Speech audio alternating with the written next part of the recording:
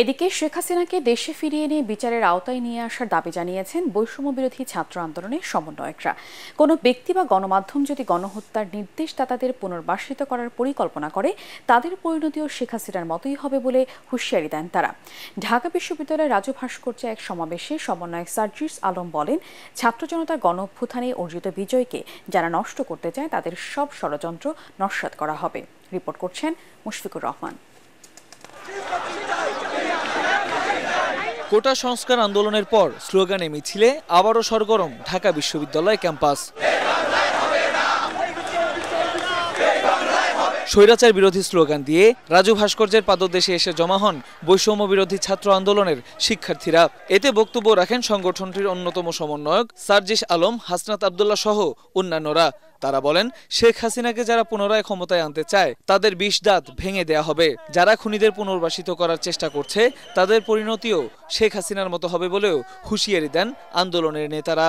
যারা খুনিদেরকে পুনর্বাসন করার জন্য ব্যাকস্টেজে মেকানিজম করছেন, আপনাদের এই প্লটিং এর আমরা ২০ দাঁত ভেঙে দিব।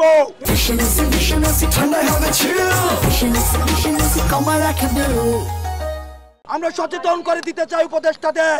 আমরা ছাত্র জনতা যেভাবে তাদেরকে উপদেষ্টা বানিয়েছি, একইভাবে গদি থেকে ছুড়ে নামাতে আমরা দ্বিধা করব।